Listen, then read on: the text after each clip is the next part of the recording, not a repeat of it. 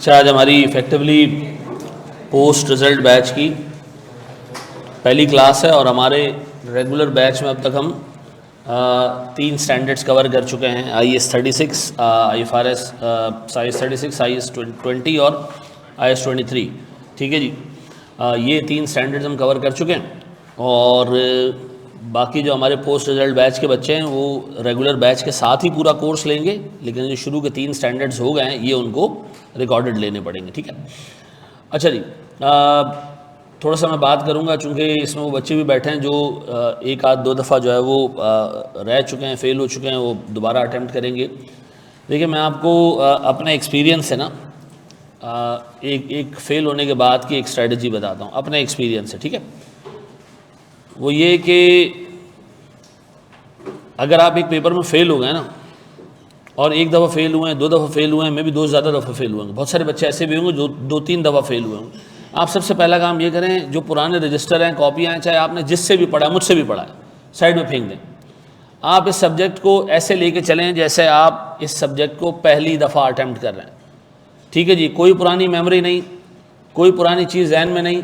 उसकी वजह यह है कि यार अगर आप ये चीज़ जहन में रखोगे ना तो फिर लोग कंपेयर करना शुरू करते हैं, यार लास्ट टाइम मैंने ये पढ़ा हुआ था, यार क्या फ़ायदा, यार दोबारा ये पढ़ना पड़ रहा है। ठीक है जी, ये तो मैंने लास्ट टाइम पढ़ा हुआ है, क्या फ़ायदा इसको पढ़ने का, ये तो मुझे आता है।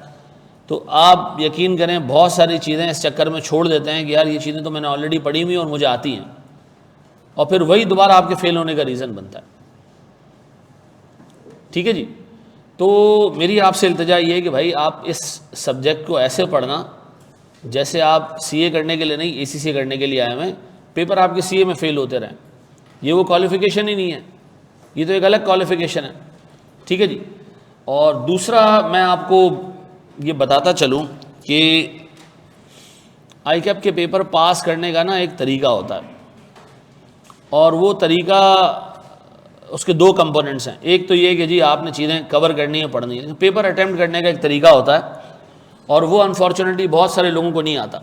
मुझे लास्ट क्लास में एक बच्चा आके मिला, लास्ट क्लास के बाद वो बच्चा फेल हुआ है, उसका FAR 1 और FAR 2 ही बाकी है, बस पूरा कैफ निकल गया है। FAR 2 इसलिए बाकी है कि FAR 1 अब वो शायद जो है वो दोनों अटैम्प्ट कर पाएगा कि अगर यही दोनों रह गए उसके। ठीक है जी, तो उसने मुझे एक बात बोली कि लास्ट टाइम मैं अच्छी तैयारी करके गया और जब मैं पेपर में बैठा तो मैं NPO के सवाल में फंस गया जाके, और मैं उस पर टाइम लगाता रहा, यहाँ तक कि सीधे सीधे मेरे 25 नंबर पेपर में छूट गए। अब देखो यार, इतनी बंदे के अंदर अकल होनी चाहिए कि जो पेपर अटैम्प्ट करने गया वो उसके एक अलॉटेड मार्क्स हैं। मैंने आपको बोला भी आप पहले घंटे में 25 नंबर अटैम्प्ट किया करो, 25 अटैम्प्ट हो गए, आप ट्रैक पे हैं। दूसरे घंटे में 35 अटैम्प्ट करो, दूसरे घंटे में 35 अटैम्प्ट हो जाते हैं क्योंकि आपका मोमेंटम बन चुका होता है, और तीसरे घंटे में 40 भी अटैम्प्ट हो जाते हैं। तो 25, 35 और 40 के रेशो में जाया करो, और MCQs का सवाल किया करो तीसरे घंटे में जाके। ठीक है जी, और MCQs में आप यार पिछले से पिछले अटैम्प्ट के मार्क्स देखो तो आपको अंदाज़ा होगा लेस देन 10% लोगों ने पासिंग मार्क्स लिए MCQs में। मैं आपको बार बार ये बताता चलूँ मेरे बच्चों, आप मार्केट में जिन टीचर से पढ़कर भी आ रहे होंगे ना, शायद सब ने आपको सारे के सारे पास पेपर्स करा दिए हों, एक एक चीज़ आप करके चले गए, लेकिन मैं आपको अपनी स्ट्रैटेजी बताता हूँ। मैं आपको सवाल अटैम्प्ट तो करवाऊँगा, लेकिन मैं एटलीस्ट आपका इतना दिमाग बनाऊँगा कि आप सवाल ख़ुद से अटैम्प्ट कर सको। ठीक है जी, आप आज तैयार कर लो कि मैं FAR 1 के पेपर के लिए कम से कम 125 से 150 क्वेश्चंस इंडिपेंडेंटली खुद अकेले बैठ के अटैम्प्ट करूंगा, और उन 125-150 क्वेश्चंस में थ्रू आउट सेशन हमारे तकरीबन 100 के करीब होमवर्क्स होंगे। वो होमवर्क्स आपने इंडिपेंडेंटली सॉल्व करने हैं। ठीक है जी, और सर तकरीबन कोई 7 से 8, 9 के करीब हमारे मॉक्स होंगे, हर मॉक में कम से कम 4 से 5 सवाल होंगे, तो 50 सवाल आपको वहाँ से मिल जाएंगे। आपने इंडिपेंडेंटली बैठ के अगर ये सारा सॉल्व कर लिया, मैं आपको हल्फन बता रहा हूँ आपका पेपर पास हो जाएगा। यार लास्ट बैच में इधर मेरे पास एक बच्चा बैठता है, मैं उसको मुल्ला मुल्ला बोलता हूँ, आप यकीन करो वो बच्चा एक एवरेज बच्चा है, उसे दिमाग इतना नहीं चलता, उसे लास्ट अटेम्प्ट में 4 पेपर पास किए, इसलिए कि वो कंसिस्टेंटली लगा रहा। चाहे उसको चीज़ें आ रही हैं नहीं आ रही हैं, वो लगा रहा। उसने हर मुमकिन सवाल जो मैंने क्लास में दिया है, होमवर्क्स दिए हैं या मैंने मॉक्स दिए, उसने वो कवर किए उसने। परेशान रहा है कि यार ये मुझसे नहीं हो रहा, वो नहीं हो रहा। और इवेंचुअली जब पेपर देकर आया, उसके बाद उसने कहा सर मैं MFA स्टार्ट नहीं ले रहा क्योंकि मुझे लग रहा है मेरा कॉस्टिंग रुक जाएगा। पास हो गया सब में। आप एक काम कर लो, तैयार कर लो, 150 सवाल आपने इंडिपेंडेंटली करने हैं।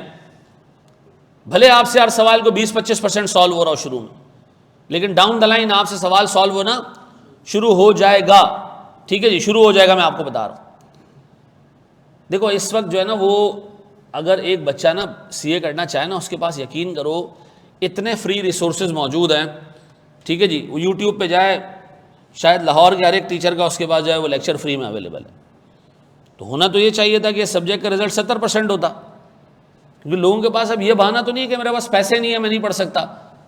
मसला ये नहीं है मेरे भाई, प्रॉब्लम ये नहीं है। प्रॉब्लम ये है कि यार आप हर जगह पे ठंड मचाना चाहते हो कि मैं काम नहीं करूंगा, मेरी जगह काम कौन करके दे दे मुझे, मेरा टीचर कर दे। अच्छा वो क्या करता है, टीचर क्या करता है, वो क्लेम करता है जी मैं 20 साल के पास पेपर्स करा देता हूं। यार फायदा क्या है इस चीज़ का? हर एक सवाल अगर मैं बोर्ड पे कराता जाऊं आपको, और आपको मैं घर से एक भी काम करने के लिए ना दूं ना, मैं अच्छा और मॉक भी आपको वो दूं जो पास पेपर्स हो, तो रह क्या गया पीछे यार? ये सारी बातें करने के बाद भी ना, यकीन करो अभी हमारे पास इस वक्त FAR 1 के ग्रुप पे कितना बच्चा है हैं 960। इसका मतलब है हम तकरीबन 1100-1200 क्रॉस करके, आखिरी 2 दिनों में कोई खास बच्चा ऐड नहीं हुआ होगा, वो भी ऐड होगा, तो 1200-1300 बच्चा हम क्रॉस कर चुके हैं। अभी आप यकीन करें जब क्विज होगा ना, 80% बच्चा पता है अटैम्प्ट क्यों नहीं करेगा, मेरी तैयारी नहीं है। यार भाड़ में गई तैयारी, आप जाके अटैम्प्ट करो, फेल हो जाओ। आप अटैम्प्ट करो, फेल हो जाओ। मैं आपको बार बार बोलूं, अगर आपने सारे क्विज अटैम्प्ट कर लिए, चाहे तैयारी थी या नहीं थी, आप पास ज़रूर हो जाओगे। मुझसे एक दफ़ा ICAP में एग्ज़ाम डिपार्टमेंट में एक मीटिंग चली, उसमें एक बंदे ने मुझे ये बताया कि यार हम ना अपने पास कोई ICAP के एग्ज़ाम डिपार्टमेंट में कोई अनक्वालिफाइड बंदा नहीं रखते जो क्वालिफाइड ना हो, नॉन क्वालिफाइड नहीं रखते हम। क्यों? हमने कहा यार बाकी डिपार्टमेंट तो रखते हो आप, एजुकेशन में भी आपके पास ऐसे लोग हैं जो CA कर रहे थे नहीं हुआ और वो ICAP में एजुकेशन डिपार्टमेंट में हैं, तो एग्ज़ाम वाले में क्वालिफाइड क्यों रखते हो? छोटे से छोटे काम के लिए भी क्वालिफाइड चार्टर्ड अकाउंटेंट चाहिए, क्यों? उन्होंने कहा यार अगर जिस तरह हम पर्चा चेक करते हैं ना, और लोगों को पता चल जाए कि यार सिर्फ अच्छे से पेपर अटैम्प्ट कर लो ना, पूरा करके आ जाओ ना, हाथ पाँव मार लो ना, नंबर आपको एग्जामिनर दे देता है। तो ये अनक्वालिफाइड बंदा या जो नॉन क्वालिफाइड बंदा है ना, ये अगले अटैम्प्ट में रिज़ाइन करेगा और जाके दोबारा पर्चे देने बैठ जाएगा। मुझसे ये कहा जाता था कि यार आप अपने बच्चों को बेसिक कैलकुलेशंस बार बार कराओ, एक सवाल भले एक बच्चे को 6 दफ़ा करना हो, करे वो, लेकिन करे यार, बातें नहीं करे खाली। मैंने आपको कल भी एक एग्जांपल दी कि एक बच्चा मेरे पास आया, उसने यहाँ पे रोला डाल दिया कि जी मैं फेल हुआ हूँ जी, मैंने आपके सारे मॉक्स दिए जी। पता चला यार उसने जो मॉक्स दिए हैं टोटल, मैंने कल आपको क्लास में उसके नंबर भी बता दिए कि 50 में से 1, 25 में से पता नहीं कितने 2। मैं आपको एक सक्सेस की रेसिपी बता रहा हूँ। 150 क्वेश्चंस इंडिपेंडेंटली, ठीक है जी, चाहे दिल करे या ना करे। आपको अल्लाह कभी बीमार ना करे, जब इंसान बीमार होता है ना, उसको खानी पड़ती हैं ऐसी चीज़ें जो उसका दिल नहीं करता है। ऐसा है ना, एक डॉक्टर आपको कहेगा खिचड़ी पे दही डाल के खाओ। अच्छा ना मेरे हलक से खिचड़ी उतरती है, पठान आदमी जब तक गोश्त नहीं हो तो मज़ा ही नहीं आता उसको, ठीक है जी, और ना मेरे हलक से दही वही उतरता है, ठीक है जी। और आप सोचो क्या कह रहा है, खिचड़ी पे ऐसे दही डालो और वो खाओ, खाना पड़ता है। क्यों? बीमार होते हैं ना, वहाँ अपनी नहीं कर सकते, हम खाते हैं, कुछ ना कुछ खाते हैं, हिसाब बैलेंस। आप इसी तरह इस वक्त बीमार हो। मैं आपको फिर एक बात बता दूं, FAR 1 कॉस्टिंग, CMA में भी बिजनेस लॉ, ये 4 पेपर निकाल लिए, अगली अटैम्प्ट में ऑनेस्टली मैं आपको बता रहा हूँ, इससे कम मेहनत में बाकी के 4 पास हो जाएंगे। आगे के 4 पेपरों में उस लेवल की मेहनत नहीं चाहिए जो इन 4 पर्चों में चाहिए। आगे के पर्चों का स्ट्रक्चर ऐसा है कि रीजनेबल तैयारी से निकल जाता है। 30 नंबर पे 30% रिजल्ट आने पे लोग खुश हैं माशाल्लाह। पिछले 8 अटैम्प्ट्स का सबसे बेस्ट रिजल्ट है। प्री मेडिकल वाले बच्चे जिनकी अकाउंटिंग वीक है, खुदा के वास्ते एक सवाल को 3-3 दफ़ा करें, पास हो जाओगे, मैं आपको बता रहा हूँ। लेकिन जान मारनी है, कॉस्टिंग से ज़्यादा आपने मेहनत FAR1 पे करनी है। ताकि मैं कॉस्टिंग का टीचर भी हूँ, लेकिन मैं आपको ऑनेस्टली बता रहा हूँ FAR1 पे ज़्यादा मेहनत करनी है। तैयार हो फिर मेहनत करने के लिए?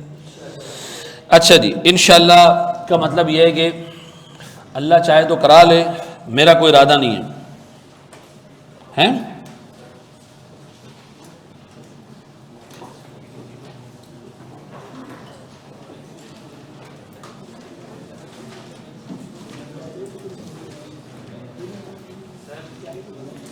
अच्छा मेरे बच्चों, IS1 की डेफिनेशन जो है ना, वो इन्वेस्टमेंट प्रॉपर्टी की एक डेफिनेशन है, वो एग्जामिनर बार बार जो है वो उसमें पूछ चुका है MCQs में।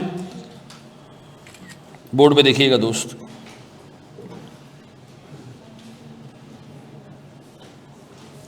मुझे बताएं, आइंदा के बाद जब तुम वर्ड सुनोगे प्रॉपर्टी, प्रॉपर्टी का मतलब क्या है? प्रॉपर्टी का एक ही मतलब है, लैंड और बिल्डिंग। क्या चीज़? लैंड और बिल्डिंग। लैंड और बिल्डिंग ये प्रॉपर्टी है, ठीक है जी। तो इन्वेस्टमेंट प्रॉपर्टी में जो पहला वर्ड है ना प्रॉपर्टी, सेकंड वर्ड जो है प्रॉपर्टी, उसमें 2 ही चीज़ें आएंगी। कौन कौन सी? क्या जनरेटर इन्वेस्टमेंट प्रॉपर्टी हो सकता है? नहीं सर। क्या कोई प्लांट इन्वेस्टमेंट प्रॉपर्टी हो सकता है? नहीं सर। कोई ट्रैक्टर इन्वेस्टमेंट प्रॉपर्टी हो सकता है? नहीं सर। सिर्फ क्या होगी? ज़मीन और बिल्डिंग। ज़मीन पे लिखा है कि ज़मीन बंजर होनी चाहिए, जरखेज़ होनी चाहिए? नहीं सर, ऐसा कुछ नहीं लिखा है। ज़मीन और बिल्डिंग ये 2 चीज़ें किसमें आएंगी? प्रॉपर्टी की डेफिनेशन में। इन्वेस्टमेंट प्रॉपर्टी क्या है? अगर ये 2 चीज़ें आपने खरीदी हों, किस काम के लिए? या तो रेंटल इनकम कमाने के लिए। किसके लिए? या रेंटल इनकम कमाने के लिए, और अंग्रेजी वाला और, या आपने खरीदी हो कैपिटल अप्रिसिएशन के लिए। क्या होता है कैपिटल अप्रिसिएशन? खरीदी है कि यार इंशाल्लाह जब मेरी बेटी बड़ी होगी तो उसकी शादी के लिए जो है वो पैसे जमा करने से बेहतर है मैं आज ही प्रॉपर्टी खरीद लूँ। ठीक है, क्या होगा? आज प्रॉपर्टी 1 करोड़ रुपए की है, जब इंशाल्लाह ये 20 साल की होगी तो 25 साल की होगी, 22 साल की होगी, तो प्रॉपर्टी कितनी बढ़ चुकी होगी? कोई 4-5 करोड़ की जा चुकी होगी। तो चलो यार खर्चे वर्चे जो है वो सारे इसके शादी वादी के, एजुकेशन के, इसी से निकल आएंगे। ऐसा है या नहीं है? तो मुझे बताओ, कैपिटल अप्रिसिएशन का मतलब होता है इस आसरे में बैठना कि इस एसेट की वैल्यू ओवर द पीरियड बढ़ जाएगी, ऐसा। तो इसके आगे एक चीज लिखी हुई है, क्या चीज? Long term. मुझे एक बात बताओ, गौर सुनना। मेरे ना बराबर में पेंट की दुकान है, यहाँ यही ARTD के बाहर में पेंट बेचता हूँ सर, डब्बे पड़े हैं मेरे पास। किसी ने कहा यार पेंट खरीद लो, ठीक है जी, गौर सुनना, पेंट खरीद लो, पेंट बनाने के लिए जो केमिकल इंपोर्ट होता है ना पाकिस्तान में, उसमें बैन लगने वाला है। तो मैंने पेंट खरीद के रख दिया बहुत सारा, सस्ता मिल गया मुझे पेंट।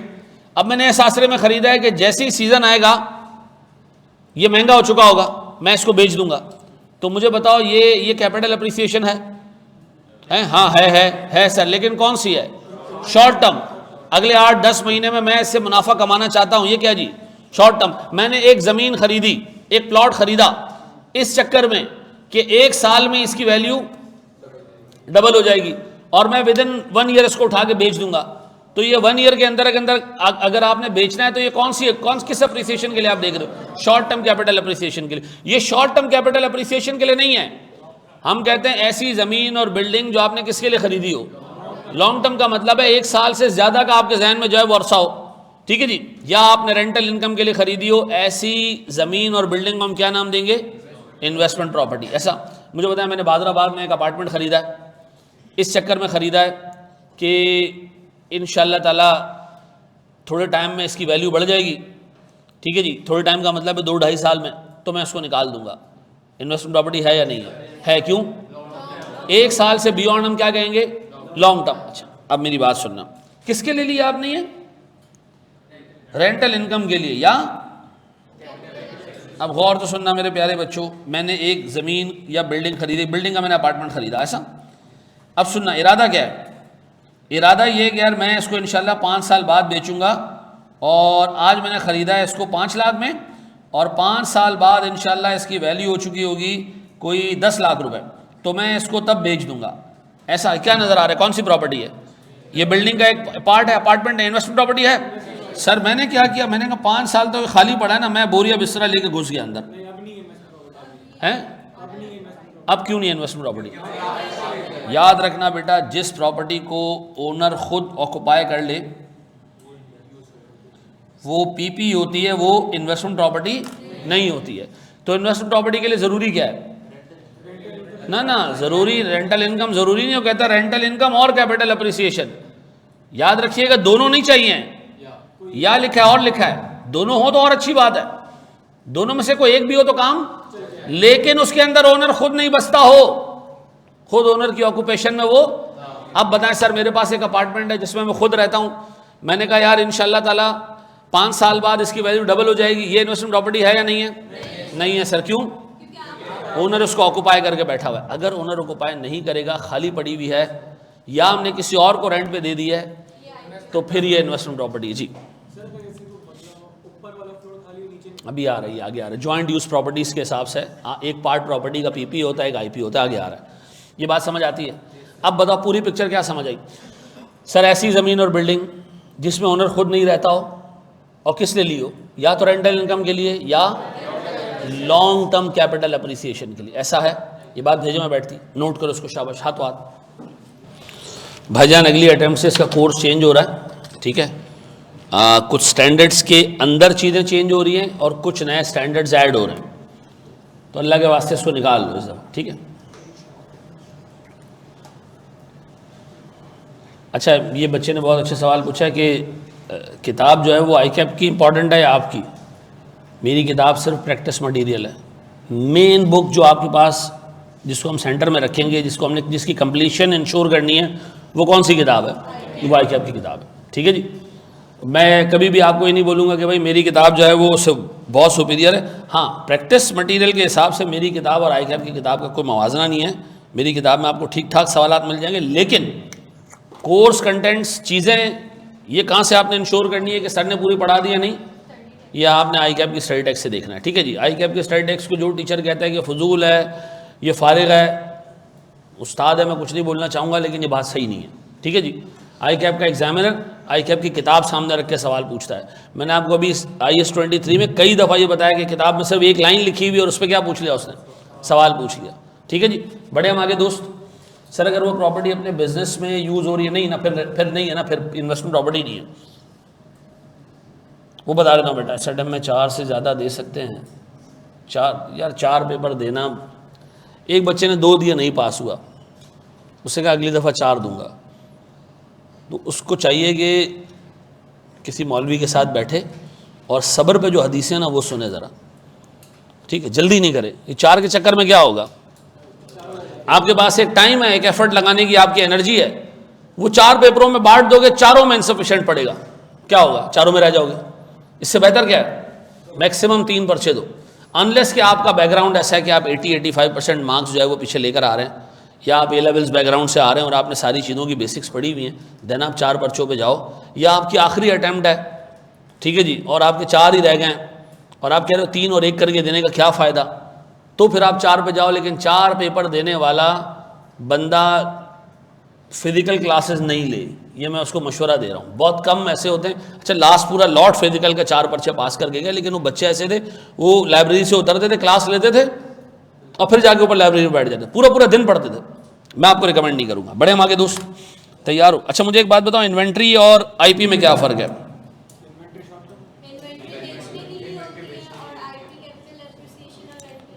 अच्छा, बेचते क्यों हो भाई IP को, इन्वेंट्री को बेचते क्यों?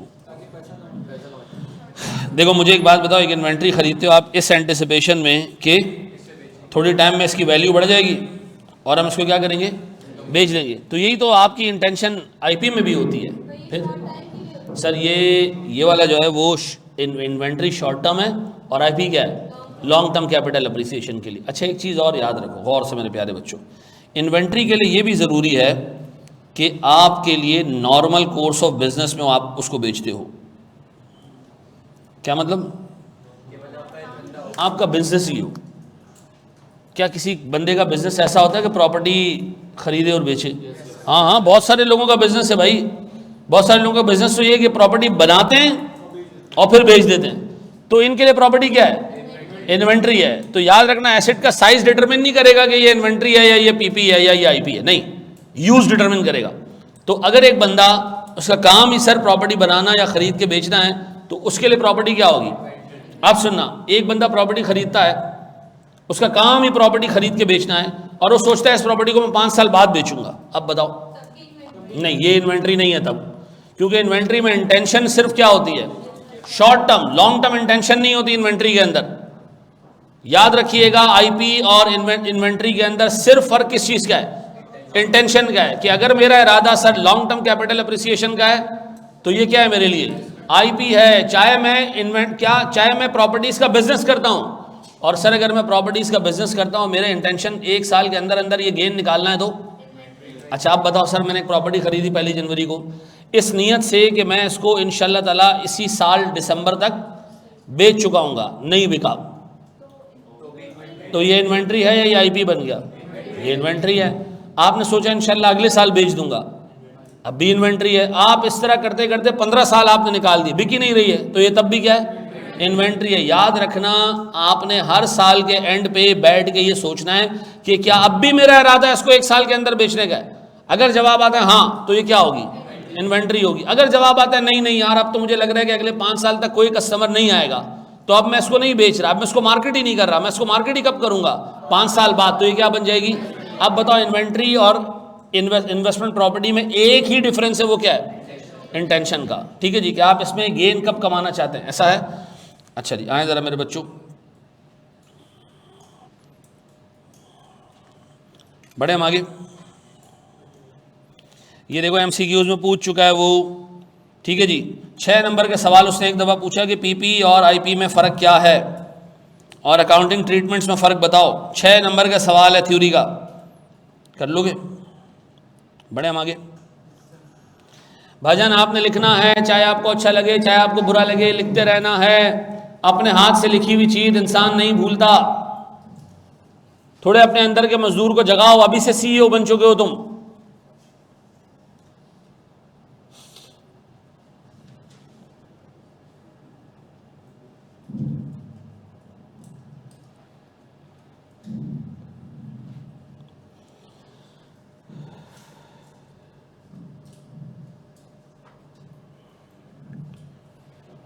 टाइम का मसला है ख़ज़ामा, और वो मसला नहीं है बेटा।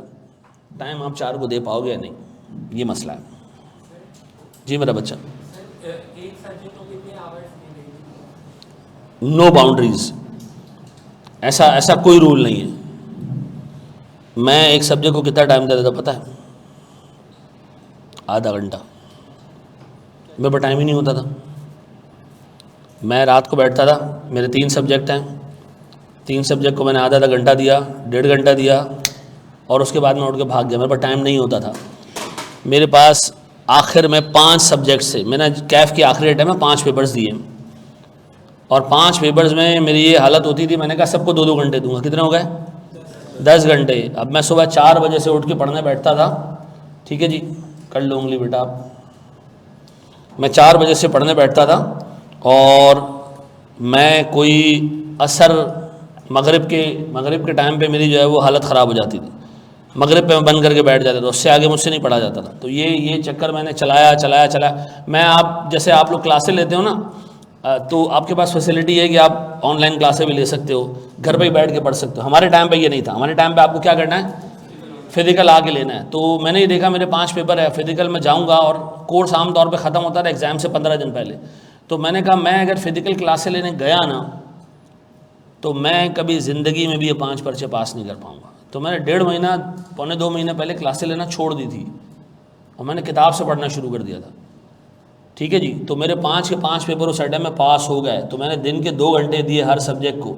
ठीक है जी। अच्छा, कुछ बेवकूफ़ ऐसे होते हैं, आज मैं कॉस्टिंग पढ़ूंगा, पूरा दिन कॉस्टिंग कोई फ़ायदा नहीं है सर। एक सब्जेक्ट को मैक्सिमम एक दिन में 2 घंटे से ज़्यादा नहीं दिया करो, 2 घंटे बाद मूव कर जाया करो दूसरे सब्जेक्ट, ठीक है जी।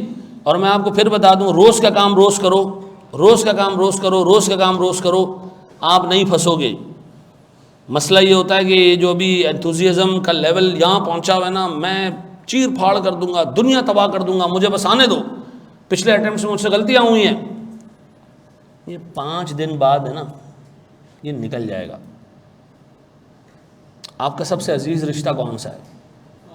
माँ बाप का है ना। 1 हफ्ते बाद, उनके इंतकाल के बाद बंदा 80% चीज़ें भूल चुका होता है। मेरे माँ बाप दोनों का इंतकाल हुआ है। मेरी माँ से शायद, मेरी माँ ने मुझसे शायद जितना प्यार किया है, जितना प्यार दिया, मैं अपनी वालिदैन की शादी के 20 साल बाद पैदा हुआ हूँ। तो आप सोचोगे कितना माँ बाप ने लाड दिया होगा, ऐसा है नहीं है। लेकिन अल्लाह ताला ने इंसान के अंदर गम भूलने की एक, क्या कहते हैं, नेमत दी है उसको। अदरवाइज़ लोग अपने मुर्दों के साथ खुद मर जाएं। एक अल्लाह की नेमत है ये कि आपसे अपना गम क्या होता है, भूल जाता है। और गम भूल गया तो फिर, अभी आप में से फेल हुए ना लोग, हम दुनिया तब्दील कर देंगे। 4-5 पेपर 6 देने की इजाज़त है, पूरा कैफ एक साथ दे सकते हैं। रियलिस्टिकली सोचो, ठीक है जी, रियलिस्टिकली सोचो। आप अपने पास देखो, एक KPMG में एक पार्टनर है फर्म में, उनका नाम है अमीन मलिक। मैं समझता हूँ इस वक्त बेहतरीन प्रोफेशनल्स में से एक हूँ। उनसे मेरी बात हुई, वो बहुत यंग एज में पार्टनर बन गए थे।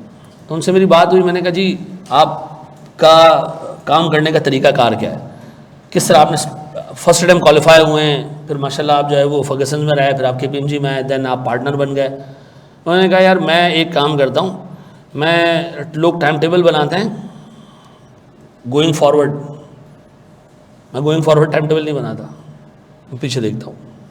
ये पिछला 24 घंटा गुजरा है, ये मैंने कहाँ ज़ाया किया है, और इससे मुझे मोटिवेशन मिलती है कि यार ये देखो, ये 2 घंटे ज़ाया हुए, ये 2 घंटे यहाँ वेस्ट हुए हैं, ये घंटा यहाँ वेस्ट हुआ है, यार ये नहीं होना चाहिए था, ठीक है जी। तो ये चीज़ें मुझे मोटिवेट करती हैं और मैं आगे काम करता। आप क्या करते हो? जो हो गया, यही रूल है ना आपकी ज़िंदगी में, उसका तो हम कुछ नहीं कर सकते। और फिर फ़ौरन क्या करते हो आप?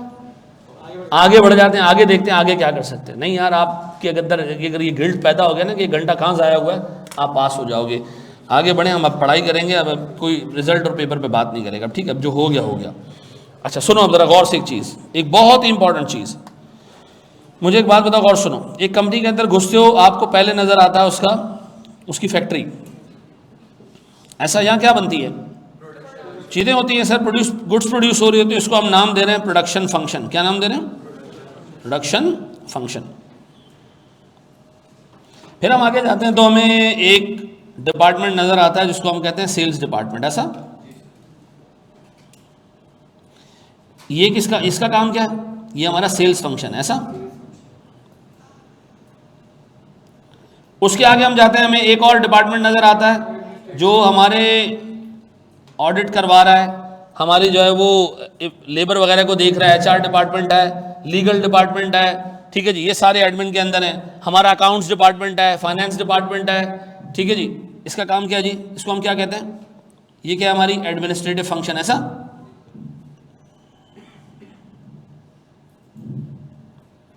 सर आपसे स्टैंडर्ड कहता है कि जनाब एक कंपनी के प्रोडक्शन, सेल्स या एडमिनिस्ट्रेटिव फंक्शन में कहीं पर भी अगर कोई एसिड इस्तेमाल हो रहा है, क्या हो रहा है? एसिड इस्तेमाल हो रहा है और उसकी लाइफ 1 साल से ज़्यादा है, उसकी लाइफ 1 साल से, ऐसे एसिड को हम कहते हैं प्रॉपर्टी, प्लांट एंड इक्विपमेंट। क्या कहते हैं? ऐसे एसिड को हम कहते हैं प्रॉपर्टी, प्लांट एंड इक्विपमेंट, ठीक है जी। जो कहाँ यूज़ हो रहा हो, चाहे प्रोडक्शन में यूज़ हो रहा हो, चाहे सेल्स में यूज़ हो रहा हो, चाहे एडमिन में यूज़ हो रहा हो, और उसकी लाइफ क्या हो? अच्छा, और तो सुनना, मुझे बताएं सर, इसमें कंपनी की गाड़ी आएंगी, कहाँ यूज़ होती हैं वो? सर सेल्स में भी यूज़ होती हैं, एडमिन के फंक्शन में भी CFO गाड़ी चला रहा है, घर से ऑफिस आता है, ऑफिस से घर जाता है, कंपनी ने उसको फैसिलिटी दी हुई है, ये एडमिन फंक्शन में चला जाएगा। सर हमारा रॉ मटेरियल जिस गाड़ी में आता है वो प्रोडक्शन फंक्शन में, फिनिश गुड्स बन के जिस गाड़ी में जाती है कस्टमर तक वो सेल्स फंक्शन में है। ऐसा, सर हमारे प्लांट्स कहाँ आएंगे? फैक्ट्री की बिल्डिंग कहाँ आएगी? प्रोडक्शन के अंदर आएगी। ठीक, सेल्स डिपार्टमेंट की जो बिल्डिंग है वो कहाँ आएगी? सेल्स फंक्शन में आएगी। एडमिन डिपार्टमेंट की बिल्डिंग कहाँ आएगी? तो मुझे एक बात बताएं, जो एसेट इन तीनों फंक्शन में इस्तेमाल हो रहा है उसकी लाइफ 1 साल से ज़्यादा है, हम उसको क्या कहेंगे? अच्छा, स्टैंडर्ड कहता है, एक तो पीपी की ये डेफिनेशन है। फिर स्टैंडर्ड कहता है भैया और तो सुनना, अगर आपने कोई एसेट ख़रीदा है, ठीक है जी, फॉर रेंटल इनकम, क्या चीज़? फॉर रेंटल इनकम, ये भी पीपीई है अगर इसकी लाइफ 1 साल से ज़्यादा है। आपने कहा यार रुको, अभी तो आपने ऊपर डेफिनेशन पढ़ाई कि रेंटल इनकम के लिए जो एसेट खरीदा है वो आईपी है, तो ये आपने कहा पीपी जो प्रॉपर्टी प्लांट एंड इक्विपमेंट है उसकी डेफिनेशन में भी ये लिखा हुआ है। हाँ, लेकिन इसमें क्या लिखा हुआ है जी? Accept property, accept. अब बताओ जी, हमने नीचे जो एआरटीटी में नीचे जनरेटर लगाई, हमने रेंट पे लाया है, जिस कंपनी ने हमें रेंट पे जनरेटर दिया है उसके लिए क्या है? ये पीपी है। सर ये बिल्डिंग हमने जिस बंदे ने रेंट पे दी है उसके लिए क्या है? ये आईपी है। बिल्डिंग आईपी है, बिल्डिंग रेंट पे जाएगी, कोई और एसेट रेंट पे जाएगा, वो पीपी है। ऐसा है। अब बताओ जी, गौर से सुनना, हमारी एक बिल्डिंग है, उसमें हमारी फैक्ट्री लगी हुई है, आईपी या पीपी? हमारी एक बिल्डिंग है जिसमें हमारा सेल्स डिपार्टमेंट है, आईपी या पीपी?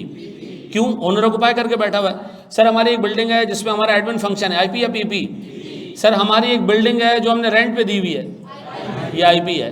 ऐसा, हमारी एक बिल्डिंग है जिसमें हम खुद रहते हैं, पीपी। ये बात समझ आती है मेरे बच्चों? हमारा एक जनरेटर है, वो हमने रेंट पे दिया हुआ है, पीपी है। तो मुझे बताएं आईपी और पीपी में फ़र्क क्या है? सर सिर्फ और सिर्फ वो लैंड और बिल्डिंग जो हमने रेंटल इनकम या लॉन्ग टर्म कैपिटल अप्रिसिएशन के लिए ली है और उसमें ओनर खुद ऑक्युपाई नहीं करता, तो सर वो हमारे पास क्या है? आईपी है। बाकी सारी चीज़ें क्या हैं? पीपी हैं। ऐसा। और अगर आपने कोई building sir short term capital appreciation के लिए ली है नॉर्मल कोर्स ऑफ बिजनेस में, तो ये इन्वेंट्री है। ये बात भेजे में बैठती है, ये बात समझ आती है? अच्छा, डाउन द लाइन हम जाके एक चीज़ और डिस्कस करेंगे, उसको मैं सरसरी तौर पे बता देता हूँ। मुझे बताओ, हमारे एम्प्लॉयज़ हैं, कंपनी के एम्प्लॉयज़ हैं या एआरटीटी में काम करते हैं, एआरटीटी ने सामने एक बिल्डिंग बनाई और उन एम्प्लॉयज़ को रेंट पे दे दी कि यार आप यहाँ रेंट पे रहो, रेंट मार्केट के बराबर होगा, ऐसी की तैसी रेंट मार्केट के बराबर होगा, कोई डिस्काउंट नहीं है। आईपी या पीपी? सर इसका मतलब ये है कि अच्छा, कितने लोग हैं जिन्होंने पढ़ा हुआ है, मतलब जिन्होंने पेपर दिया है, ये नहीं पता था एम्प्लॉयज़ को रेंट पे दिया जाने वाला प्रॉपर्टी पीपी आईपी नहीं है। ये किताब में लिखा हुआ है हमारी, ऐसा है। अभी आगे हम डिटेल में डिस्कस करेंगे, लेकिन ये बात समझ आ गई, ये बात भेजे में बैठ गई। अब बताओ, डेफिनेशन पे अगर हमारे पास 1 नंबर का एमसीक्यू आगे हम जवाब दे देंगे, हैं? पक्का? बढ़ जाए आगे हम। ये किसी ने कॉपी करना है? अगर हम बिल्डिंग लें और हम खुद रह रहे हैं तो ख़त्म हो गई बात, खुद आप घुसे तो अभी आईपी नहीं है। एम्प्लॉय को एसेट रेंट पे दोगे ना, कोई भी, वो पीपी होगा चाहे बिल्डिंग और वो। अब इसका रीज़न है, आगे थोड़ा सा जाके हम आगे पढ़ेंगे। एम्प्लॉय को रेंट पे दिया जाने वाला बिल्डिंग और प्रॉपर्टी जो है वो आईपी नहीं है, वो पीपी है। उसका रीज़न है, अभी थोड़ा सा आगे जाके हम पढ़ेंगे। कर लो अली, कोई मसले वाली बात नहीं है। जी मेरा बच्चा,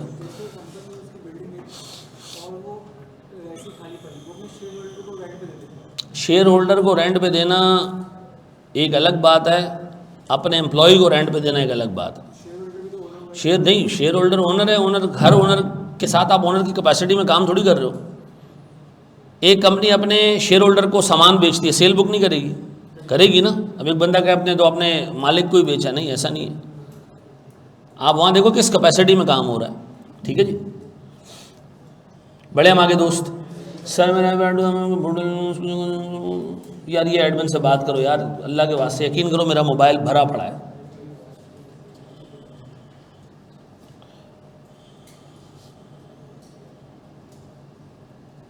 फिजा अभी आगे जाके इसको डिस्कस करते हैं, बेटा रुक जाओ, बड़े हम आगे।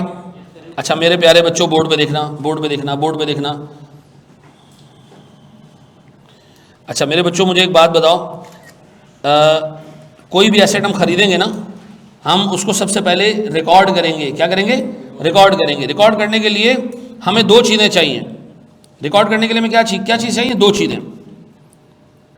पहली दफ़ा जब हम उसको रिकॉर्ड करते हैं हमें दो चीज़ें चाहिए होती हैं। क्या चीज़? ना ना ना ना ना, एक डेट कि किस डेट पे रिकॉर्ड करना है, और एक वैल्यू कि किस वैल्यू पे रिकॉर्ड करना है। ऐसा आपसे स्टैंडर्ड कह रहा है कि आप इन्वेस्टमेंट प्रॉपर्टी को रिकॉर्ड करें। पता है कब? पता है कब? जब उससे इकोनॉमिक बेनिफिट्स क्या हो जाएं? प्रोबेबल हो जाएं। क्या हो जाएं? इकोनॉमिक बेनिफिट्स क्या होते हैं जी? आपको एसेट से फ़ायदा मिल सकता हो और उसके चांसेस 50% प्लस हो, तो आप उस एसेट को अपने पास रिकॉर्ड कर लो। मैं एग्जांपल देता हूँ सर, हमने मिसाल के तौर पर इंडिया में एक प्रॉपर्टी ख़रीदी थी, ठीक है जी, हमारी कंपनी ने। हमारी कंपनी का नाम है से ABC पाकिस्तान लिमिटेड, और उसने प्रॉपर्टी कहाँ ख़रीदी? इंडिया में एक बिल्डिंग ख़रीद ली, और उसने कहा जी यहाँ से हम जो है वो बिज़नेस चलाएँगे, ठीक है जी। मोदी को जो है वो पागल कुत्ते ने काटा, पागल कुत्ता और पागल हो गया, और उसने ऐलान करा दिया कि जी पाकिस्तान में जो भी इन्वेस्टर यहाँ आके बैठा है, जिसकी इन्वेस्टमेंट है, गया हुआ एसेट हमने उसको नेशनलाइज कर दिया, ले लिया हमने, छीन लिया उससे। अब बताओ, बिल्डिंग तो मेरी है, क्या मेरी बुक्स में आएगी अब वो? क्यों? क्योंकि उससे इकोनॉमिक बेनिफिट्स मिलना प्रोबेबल नहीं है। ऐसा है? तो सर अगर किसी एसेट से इकोनॉमिक बेनिफिट्स मिलना प्रोबेबल नहीं होंगे तो आपकी बुक्स में उसको रिकॉर्ड नहीं होना चाहिए। ऐसा? अच्छा, फिर सीधी सी बात है सर, हम इन्वेस्टमेंट प्रॉपर्टी को कब रिकॉर्ड करें? जब उससे इकोनॉमिक बेनिफिट्स मिलना प्रोबेबल हो। ऐसा? और आम तौर पे सर कहा जाता है कि जब एक एसेट आपके यूज में आ जाए या ऐसा हो जाए कि आप उसको यूज कर सकते हो, तो तब आप उसको रिकॉर्ड कर लो। मिसाल के तौर पर एक बंदे से मैंने बिल्डिंग खरीदी, उससे मुझे चाबी दे दी कि सर ये लें और आपने उसका जो करना है करें। अब मैंने उसको यूज करना इस्तेमाल नहीं किया, लेकिन वो क्या हो गई? Available for use. तो बताएं हम इन्वेस्टमेंट प्रॉपर्टी को टेक्निकली कब रिकॉर्ड करेंगे? जब वो हमारे पास अवेलेबल फॉर यूज हो जाएगी, जब इससे इकोनॉमिक बेनिफिट्स लेना हमारे लिए पॉसिबल हो जाएगा। डन? अच्छा, फिर और रिकॉर्ड किस पे करना है हमने? कॉस्ट पे करना है। रिकॉर्ड किस पे करना है? कॉस्ट पे करना है। ये कौन सी रिकग्निशन की बात हो रही है? इनिशियल रिकग्निशन का मतलब है पहली दफा एंट्री पास करना। मैं आपको हरगिज ये नहीं कह रहा सब्सीक्वेंट रिकग्निशन। ये कौन सी रिकग्निशन है? एक दफा रिकॉर्ड हो जाएगा एसेट, फिर क्या होगा? फिर हर रिपोर्टिंग डेट आएगी। रिपोर्टिंग डेट पे हमें क्या करना पड़ेगा? उसको देखना पड़ेगा दोबारा। वो कहलाती है सब्सीक्वेंट मेजरमेंट। ये क्या है? अब बताओ, इनिशियल रिकग्निशन कब करनी है? दो क्राइटेरिया, जब इकोनॉमिक बेनिफिट्स मिलना प्रोबेबल हो जाए और कॉस्ट रिलायबली मेजरेबल हो। अच्छा, ये कैसे हो सकता है कि कॉस्ट रिलायबली मेजरेबल ना हो? नहीं, कॉस्ट तो आप पे कर रहे हो ना। हेलो, हाँ जी, आगे बढ़े हम दोस्त। अच्छा जी, मुझे एक बात बताएं, हम बात कर रहे थे कॉस्ट रिलायबली मेजर। मिसाल के तौर पर मैंने एक बिल्डिंग खरीदी और बदले में मैंने आपको 70 जो है वो बकरे दे दिए, ठीक है, एक मखसूस नस्ल के बकरे मैंने आपको दे दिए 70, ठीक है जी। अच्छा, बकरे मैं पालता हूँ सर, शौक है मेरा, ये हकीकत बात नहीं कर रहा भाई, ठीक है जी। मैंने आज तक कोई जानवर नहीं पाला, ठीक है जी, तो औलाद पाल रहा हूँ, बस ये बहुत है। तो अब मुझे एक बात बताएं, मैंने इसको 70 बकरे लिए दिए और इससे क्या ले लिया मैंने? बिल्डिंग ले ली। अब बिल्डिंग को रिकॉर्ड करना है मैंने, किस वैल्यू पे रिकॉर्ड करूँ? तो पहले आप ज़रा बकरों की वैल्यू डिटरमिन करें। जब तक वैल्यू डिटरमिन नहीं होती आप इसको रिकॉर्ड नहीं कर सकते, क्योंकि हमने जो कॉस्ट पे की वो कैश में नहीं पे की है, किस में पे की है? बकरों में पे की है, काइंड में पे की है। तो उसकी वैल्यू आपको क्या होनी चाहिए? पता होनी चाहिए। अब हम पता करने गए तो एक जगह हमने बकरे दिखाया, उसने कहा जी इस बकरों की वैल्यू है 70 लाख। दूसरी जगह हम गए, उसने कहा जी 90 लाख। तीसरी जगह हम गए, उसने कहा जी ऐसे वाले बकरे तो हमारे यहाँ कोई लेता ही नहीं है, तो 20 लाख। अब हमने क्या कंक्लूड किया कि कॉस्ट रिलायबली मेजरेबल। तो स्टैंड कहता है रुको, जब से इसकी सही वैल्यू पता चल जाए तब आप क्या करें? फिर इसको रिकॉर्ड करो। तब तक क्या करना है, ये हमारे कोर्स का पार्ट नहीं है, ठीक है जी। अब मुझे एक बात बताएं, इन्वेस्टमेंट प्रॉपर्टी को रिकॉर्ड कब करना है? जब उससे इकोनॉमिक बेनिफिट्स मिलना प्रोबेबल हो जाए और उसकी कॉस्ट रिलायबली मेजरेबल हो जाए, तब आप उसको रिकॉर्ड करेंगे। रिकॉर्ड करेंगे किस पे? भी कॉस्ट रिलायबली मेजरेबल हो जाए, इसीलिए हो जाए कि हम उसको रिकॉर्ड कर सकें। तो रिकॉर्ड किस पे करेंगे हम? कॉस्ट पे करेंगे। कॉस्ट का मतलब क्या है? ना ना ना, कॉस्ट का मतलब फिर हमें स्टैंडर्ड बताता है।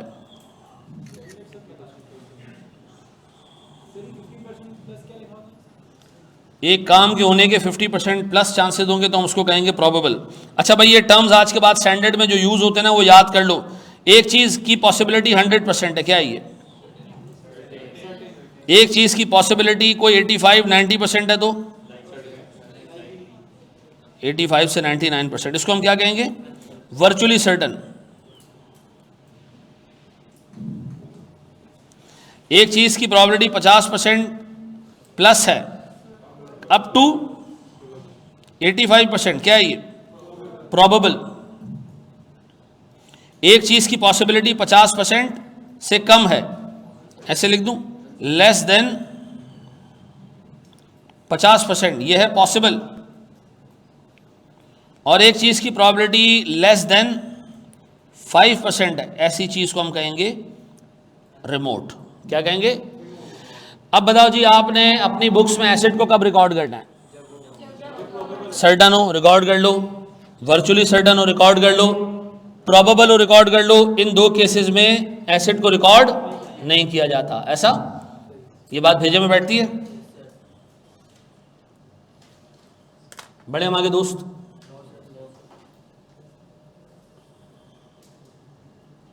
याद रखना मेरे प्यारे बच्चों, ये जो कॉस्ट रिलायबली मेजरेबल है ना, ये आम तौर पे बार्टर ट्रांजैक्शन में ही होता है। ठीक है जी, जो चीज़ कैश में पे होती है उसके बारे में आप ये व्यू नहीं ले सकते कि यहाँ पर कॉस्ट रिलायबली मेजरेबल नहीं है, क्योंकि जो चीज़ आप पे कर रहे हो यही तो कॉस्ट है। ठीक है जी।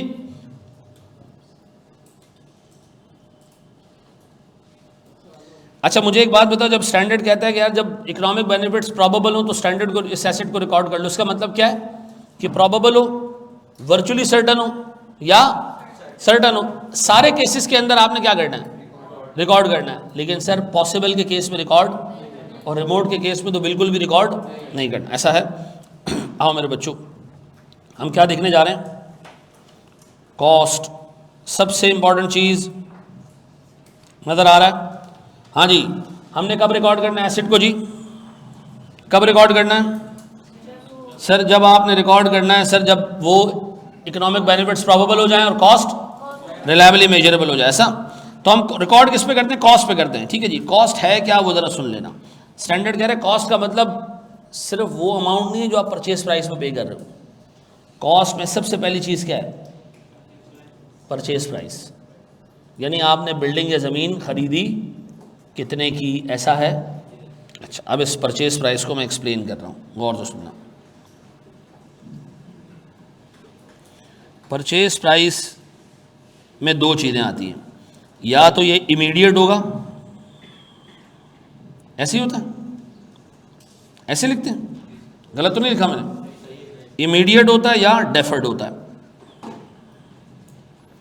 मैं एक बिल्डिंग खरीदने गया, उसने कहा जी आप एक काम करें, आज तारीख है ईयर ज़ीरो। ईयर ज़ीरो का मतलब अभी अभी। उसने कहा जी 500 रुपये आप यहाँ दे दें। ठीक है जी, और कुछ पैसे आप एक साल बाद दे देना, 500 रुपये, या आप एक साल बाद दे देना। ये कौन सी ये परचेज प्राइस है? डेफर्ड। ये कौन सी परचेज प्राइस है? स्टैंडर्ड कहता है जनाब, अगर डेफर्ड कंसिडरेशन, अगर डेफर्ड कंसिडरेशन ज़्यादा हो या बराबर हो किसके? एक साल के, 12 महीने के बराबर हो, या यानी 12 महीने बाद देना है या उससे भी बाद देना है, तो आपने उसकी क्या निकालनी है? प्रेजेंट वैल्यू निकालनी है। क्या निकालनी है?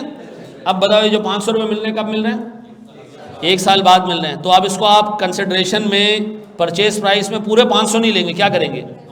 अब बताओ सर, अज्यूम करते हैं डिस्काउंट रेट हमारे पास 10% है, तो हम क्या करेंगे? इसको डिवाइड कर देंगे 1.1 से, क्या आ जाएगा ये? 450। तो बताओ, अगर कोई हमसे पूछे कि जी आपने प्रॉपर्टी कितने की खरीदी, तो हम कहेंगे जनाब हमने प्रॉपर्टी खरीदी है 500 प्लस 455, कितने हो गए ये? 955। मैंने एंट्री क्या पास की होगी सर? ईयर ज़ीरो पे मैंने एंट्री पास की होगी इन्वेस्टमेंट प्रॉपर्टी डेबिट कितने से? 955 से। और क्रेडिट क्या करूं? मैंने कैश पे किया कितना? 500 मनुष्यों, और पेबल कितना? 455। ऐसा है, ये हमने पे करना है अभी। ये पे कब करने हैं? एक साल बाद। जब एक साल बाद हम पहुंचे तो आ चुका था ईयर 1। अब इस पेबल पे स्टैंडर्ड कहता है क्या चार्ज करो? सूद चार्ज करो। क्या करो?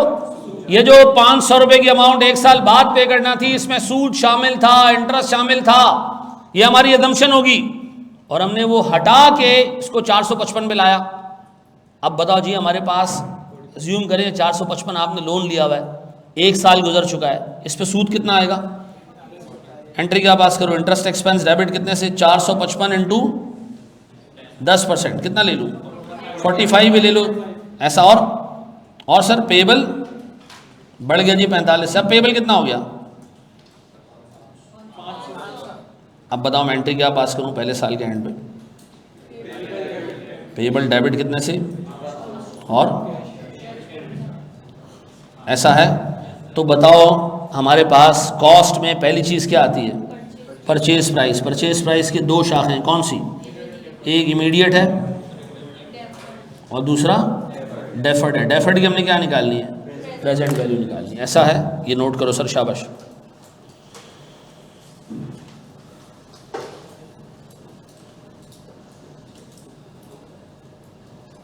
अभी रखेंगे बेटा हम ना थोड़ी देर, जुम्मे के दिन रखेंगे। ये हमारे घर में कमरा थोड़ा भारी है, वो मैं उसमें बैठता था बीमार पड़ जाता था। घर है हमारा, उसमें कल घर वाले जो है वो जाके सो गए थे, मैंने मना भी किया इसमें नहीं सोया करो। अच्छे जिन्नात जो है ना वो होते हैं।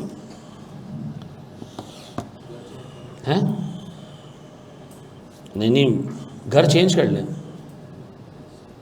10 साल हो गए उनके साथ रहते रहते। अब तो यार उनको हमारी आदत पड़ गई, हमें उनकी आदत पड़ गई। अब तो होता है, हमें फील भी होता है, मेरी बेटी को भी फील होता था। उस कमरे में जाके फजर की नमाज़ पढ़ती थी, तो उसने कहा जब मैं कुरान पढ़ने बैठती हूँ तो ऐसे लगता है पीछे लोग बैठ गए आके।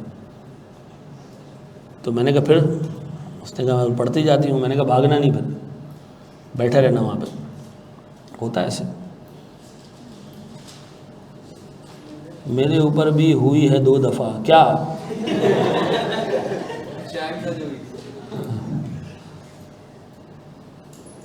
अच्छा, हावी हुए 2 बार, ठीक है ठीक है। हाँ जी, शायन को स्टोरी है तुम्हारे पास? कोई जिन ले गया हो तुम्हें? ऐसा है? उसने लेक्चर से काटी है? काट, मैं उसको बोल देता हूँ अभी काट दो। क्या ये लेक्चर फ्री हैं? चलो खैर बात करते हैं इस पर, रुक दो। बड़े हमारे दोस्त, इमीडिएट और डेफर्ड, और डेफर्ड में हमने क्या लेनी है? प्रेजेंट वैल्यू लेनी है। ऐसा नहीं, सेटअप में नहीं है बेटा कुछ चीज़ जली। बड़े हम आगे,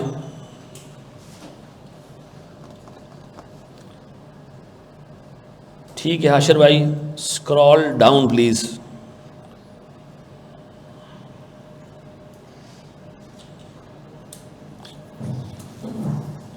शाबाश शाबाश शाबाश मेरे बच्चों, बड़े आगे।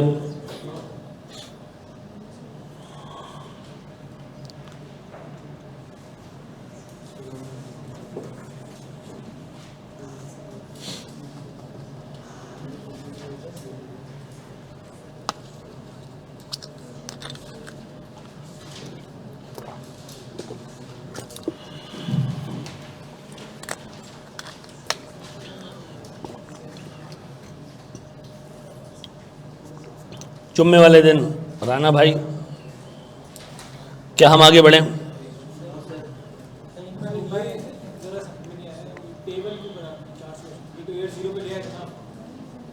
पे कर, क्या तुमने ईयर 0 पे किया? नहीं पे किया। क्या सोच के पे नहीं किया? कि मैंने वादा किया कि मैं पे कब करूंगा। तो स्टूडेंट कहता है जब 1 साल बाद पे करना है तो टेक्निकली इसमें सूद शामिल हो गया 1 साल का, और ये सूद प्रॉपर्टी की वैल्यू में मत डालना, ठीक है ना? ऐसे करूं?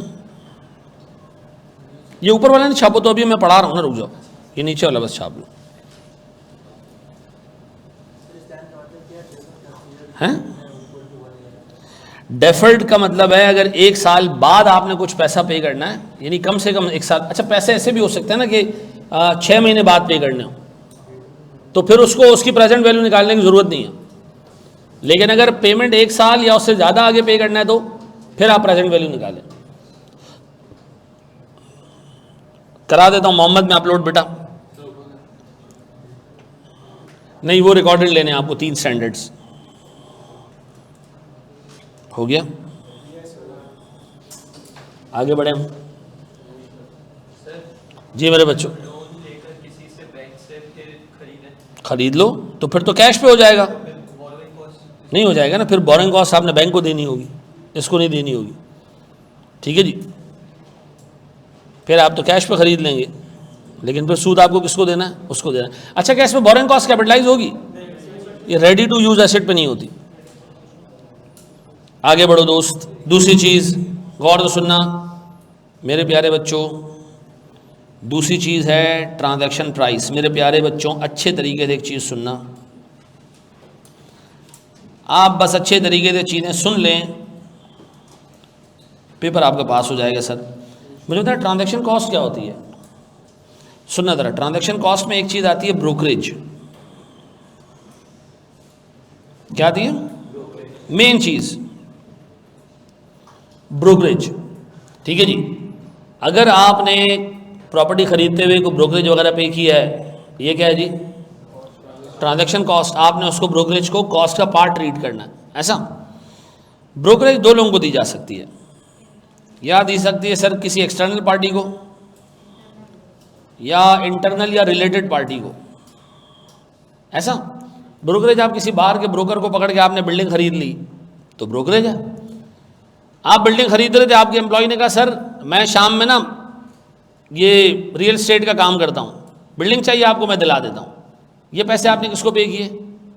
अपने एम्प्लॉय को पे किए। सर दोनों को आपने क्या करना है? कैपिटलाइज करना है। कोई फ़र्क नहीं है, ब्रोकरेज किसी को भी पे करनी हो, अपनी पेरेंट कंपनी को भी पे करनी हो, तब भी वो क्या है? ब्रोकरेज है। ठीक है जी। अब बताएं जी ट्रांजैक्शन कॉस्ट में इफेक्टिवली क्या आता है? तो हमारे पास ये दूसरी चीज़ आ गई। क्या चीज़?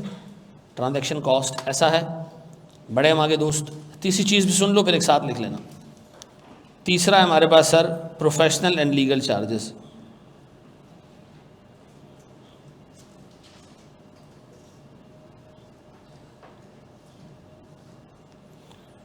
बोर्ड पे देखना दोस्त। यार मैंने क्या किया, ये रोड क्रॉस करके ना एक प्लॉट मुझे खाली नज़र आया, मैंने कहा मैं ये ख़रीद लेता हूँ और मैं यहाँ बनाता हूँ एक इंस्टीट्यूट। ठीक है, बजाय यहाँ किराया देने के रोड क्रॉस करके क्या करते हैं? जगह बना लेते हैं। ठीक है जी। अच्छा, जो प्रॉपर्टी थी मैं सोचा यार ये खरीदूँ, प्रॉपर्टी की वैल्यू मैंने मालूम कि उसने कहा ये प्रॉपर्टी है 15 करोड़ की।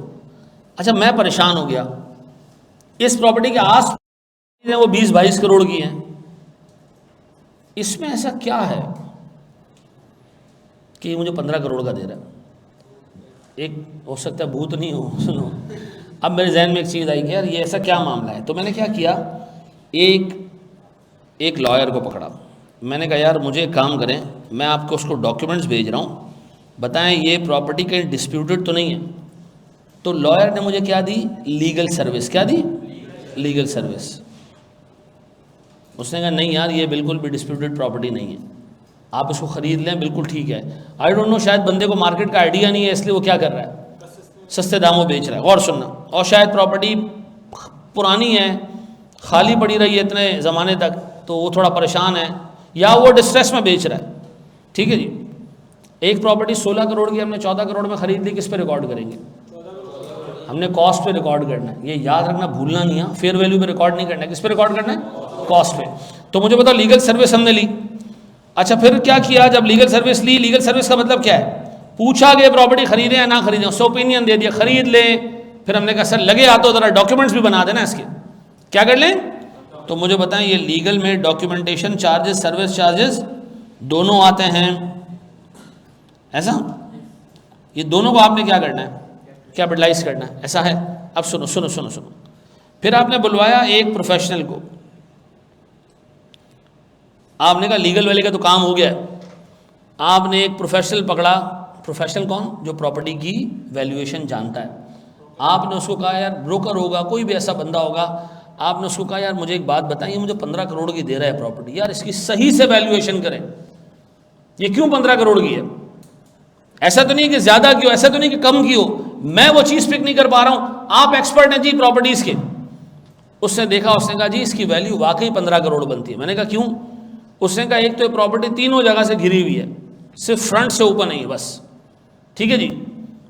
और दूसरा, इस प्रॉपर्टी के ऊपर एक लीगल लिमिटेशन है कि ये 3 फ्लोर से ज़्यादा की नहीं बन सकती, बाकी जो उस पर किसी पे इस तरह की रिस्ट्रिक्शन नहीं है। तो मैंने कहा अच्छा, ये आपने मुझे बताया। देखें, मैं आपको भी 50,000 रुपये की फ़ीस देता हूँ, क्या ये प्रोफेशनल चार्जेस हमारे इसमें आएंगे? हाँ सर, मैंने ऊपर हेडिंग क्या डाली है, प्रोफेशनल एंड लीगल चार्जेस। तो मुझे बताएं सर, लीगल एडवाइज़र से ओपिनियन लेना, प्रोफेशनल एडवाइज़र से ओपिनियन लेना, डॉक्यूमेंटेशन बनवाना, ये सारे खर्चे क्या करने हैं आपने? कैपिटलाइज करने हैं। ऐसा है तो हम यहाँ इसको टिक कर देते हैं। प्रोफेशनल में डॉक्यूमेंटेशन चार्जेस और लीगल कॉस्ट दोनों आती हैं। ऐसा है मेरे बच्चों। क्या हम आगे बढ़ें? ये कॉपी कर लें। मे भी वहाँ कोई मर्डर हुआ हो।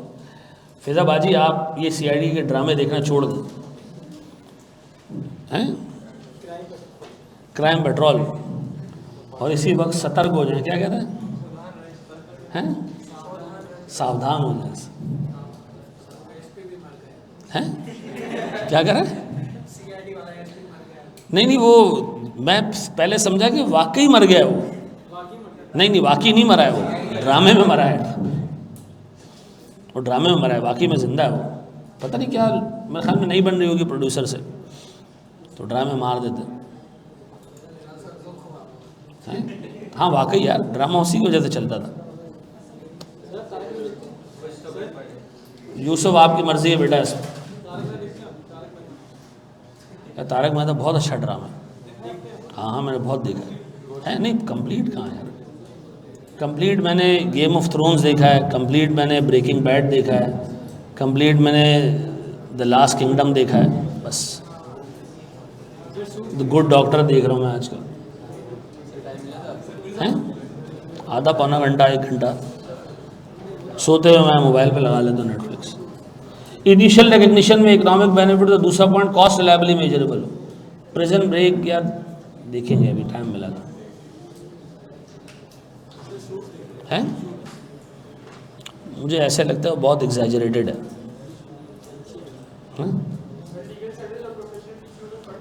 क्या चीज़? देखो, लीगल सर्विस एक प्योर लॉयर से आप ओपिनियन ले रहे हो, प्रोफेशनल वो अच्छा बाज़ औक़ात प्रोफेशनल से आप ये भी ओपिनियन लेते हो, इधर मैं बिल्डिंग बनाऊंगा, ये ज़मीन देख लो, ये बिल्डिंग बनाने के लायक है या नहीं है।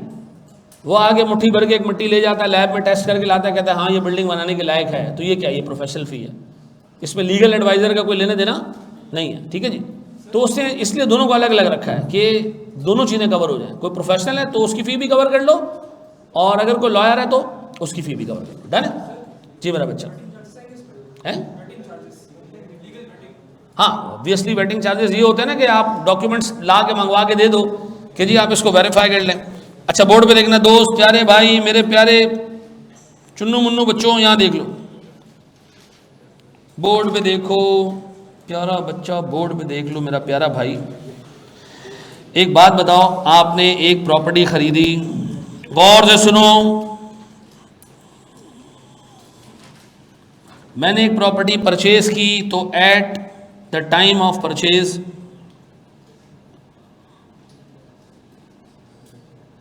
प्रॉपर्टी की वैल्यू थी 100 रुपये। गवर्नमेंट ऑफ पाकिस्तान ने कहा कि आप CVT पे करें। क्या पे करें? CVT। मैंने कहा ये क्या है जी? उसने कहा कैपिटल वैल्यू टैक्स। जो कैपिटल एसेट पाकिस्तान में ख़रीदा और बेचा जाता है उस पर 2% का CVT होता है। तो आप 2% यानी 2 रुपये क्या करें? मैंने कहा ये क्या, ज़िंदगी में एक ही दफ़ा देना है? उसने कहा हाँ, प्रॉपर्टी ख़रीदते वक्त एक ही दफ़ा देना है, एक ही दफ़ा देना है, एक ही दफ़ा देना है। मैंने कहा अच्छा ठीक है, थैंक यू वेरी मच जी, गवर्नमेंट ये होगा 102। अब मैं प्रॉपर्टी लेके बैठ गया, 1 साल ख़त्म हुआ, साल के बाद मेरे पास एक लेटर आया कि जी आप प्रॉपर्टी टैक्स पे करें। मैंने कहा तुम लोग का दिमाग हो गया ख़राब, मैंने पे तो कर दिया था। उसने कहा ये वाला प्रॉपर्टी टैक्स कौन सा है? एनुअल। 1.5 रुपये का प्रॉपर्टी टैक्स भेजे हैं। जिस बंदे के पास प्रॉपर्टी होती है हम उससे हर साल 1.5 रुपये का प्रॉपर्टी टैक्स काटते हैं। आपको पता है ना प्रॉपर्टी टैक्स है, ठीक है, क्या कहते हैं उसको? सेस या रेट।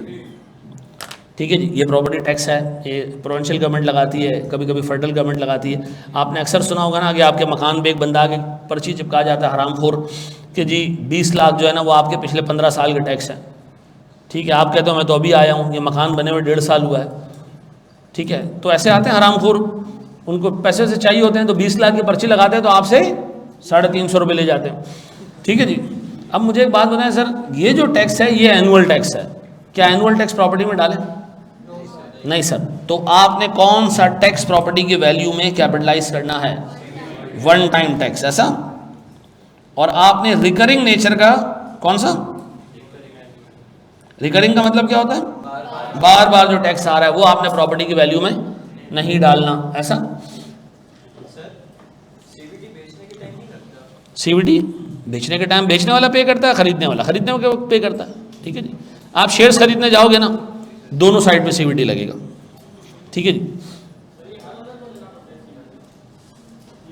अच्छा, ये पाकिस्तान में मैंने सीवीटी के नाम से देख लिया, पाकिस्तान के बाहर किसी भी नाम से हो सकता है। हाँ, जितनी दफ़ा भी आप अभी मकान अपना बेचने जाओ ना, चाहे आपने महीना पहले ख़रीदा हो, तो जो ख़रीदने वाला है वो भी टैक्स देगा, जो बेचने वाला है वह भी टैक्स देगा। अच्छा, वो बंदा जिससे आपने ख़रीदा है वो अगले महीने बेचने जाए तो उसको तब भी ये करना पड़ेगा। ये ट्रांजैक्शनल टैक्स होता है। ठीक है जी। रिकरिंग वाला नहीं आएगा। रिकरिंग वाला तो हर साल है ना, बार बार प्रॉपर्टी की वैल्यू में थोड़ी ऐड करेंगे हम, और इसका फ़ायदा भी 1 साल का। जी मेरा बच्चा, सिर्फ ट्रांसफ़र के वक्त। हाँ यार, ये किसी तुम्हें लीगल एडवाइज़र से पूछना पड़ेगा, लेकिन मेरे ख्याल में अगर फादर अपने बच्चे को भी ट्रांसफ़र करे तो शायद उस पर भी लगता है ये। ठीक है, हाँ मेरे ख्याल में तो लगता है। ठीक है जी। क्योंकि मैंने अपनी बेगम के नाम पे एक प्रॉपर्टी ट्रांसफ़र की थी तो मुझे देना पड़ा था। अब वो पता नहीं फादर वाला रिलेशनशिप है या नहीं है, लेकिन बेगम को देने पे भी आपको ओनरशिप ट्रांसफ़र करते वक्त सीवीटी देनी पड़ती है। मेरे एक क्या कहते हैं उसको, सांडू क्या कहते हैं, साड़ू कहते हैं। अच्छा हैं,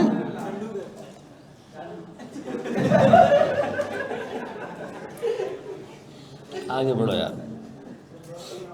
उसने जो है ना वो किसी ज़माने में को पैसे वैसे लिए होंगे हमसे, तो जो सांडू है उसने हमें प्रॉपर्टी की फॉर्म में वो पैसे ट्रांसफ़र किए, वापस किए, तो उस प्रॉपर्टी पे हमें टैक्स देना पड़ा ख़रीदते हुए। ठीक है, लेकिन खैर सांडू का रिलेशनशिप तो कोई लॉ नहीं कवर करती।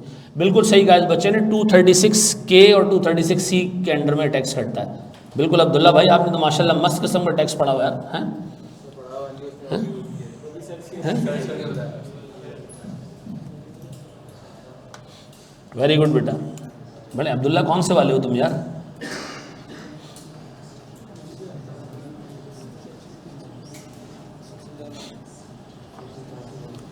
सिंधी में कहते हैं सांडू, पंजाबी में भी कहते हैं। अरे यार जो भी, आगे बढ़ो यार। अच्छा जी, सुने दोस्त हैं, आगे बढ़ जा भाई इस वक्त। अच्छा यहाँ देख लो, वन टाइम आपने लेना है और रिकरिंग बेसिस वाला नहीं लेना, ऐसा। आखिरी चीज़ क्या है इसमें? Part replacement. गौर से सुनना मेरे बच्चों, बहुत टेक्निकल चीज़ है, अल्लाह के वास्ते तमीज़ तरीके से इसको देखना है हमने। गौर से सुनिएगा मेरे प्यारे भाई। हमने एक प्रॉपर्टी ख़रीदी,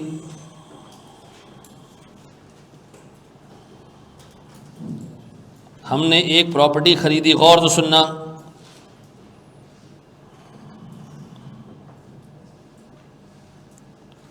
प्रॉपर्टी के मेन गेट में एक छोटा सा लॉक था, ये हमने चेंज करवा दिया। चेंज करवाने पे ख़र्चा आया 500 रुपये का। कितने का? एक लॉक चेंज करवाया। इस प्रॉपर्टी की वैल्यू थी वैसे 20 मिलियन रुपए, यानी 2 करोड़ रुपए इसकी कॉस्ट है। लॉक कितने का है? 500 रुपये का। ये माइनर रिप्लेसमेंट है, major replacement? Minor replacement. Stand कहता है माइनर रिप्लेसमेंट को इमीडिएटली एक्सपेंस आउट कर दो, प्रॉपर्टी में नहीं डालो उसको। ठीक है जी। अच्छा, व्हाट इफ के पुराना वाला लॉक 150 का बिकता और नया वाला 500 का आता तो 350 रुपये हम PNL में ले जाते। ऐसा, यानी नेट एक्सपेंस को आपने क्या करना है? नेट अमाउंट को एक्सपेंस आउट करना, ऐसा। अच्छा बहुत सुनना, इसी प्रॉपर्टी में एक लिफ्ट लगी हुई थी, लिफ्ट खराब हो चुकी थी, सही नहीं चल रही थी, या हमारे हिसाब से सही नहीं चल रही थी, या हमारे हिसाब से उसका डिज़ाइन नहीं था। हमने कहा ये प्रॉपर्टी को रेनोवेट करेंगे यार, ये तो फजूल की एक लिफ्ट लगी, निकालो इसको। इस लिफ्ट को हमने बाहर निकाला।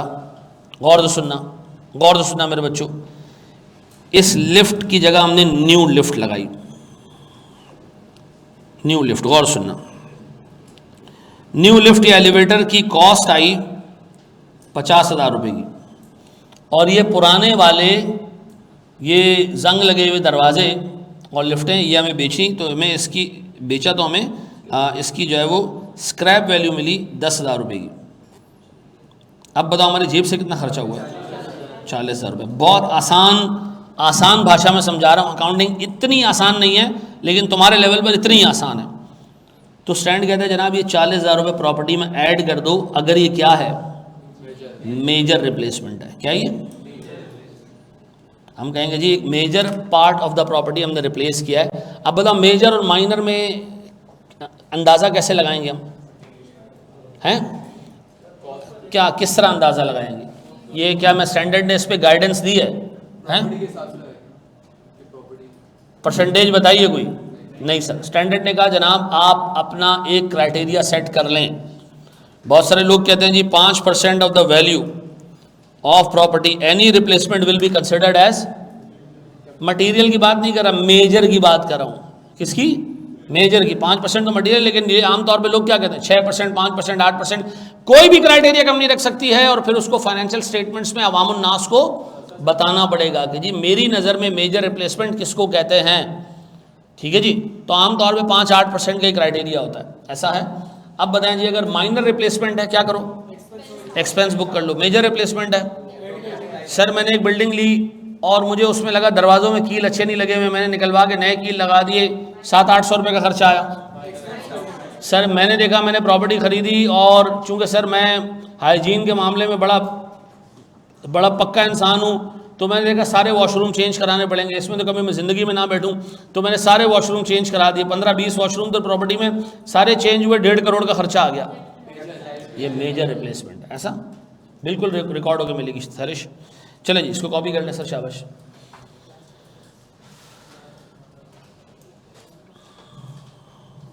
बड़े हम आगे, सारी चीज़ें हो गई। अब दूँ एक सवाल करने के लिए। 5% ऑफ द वैल्यू को लोग आमतौर पे मेजर कंसिडर करते हैं, 5 से 8%। आपके लेवल पर क्या एग्जामिनर आपसे पूछेगा कि बताओ ये मटेरियल है या नहीं है, हैं?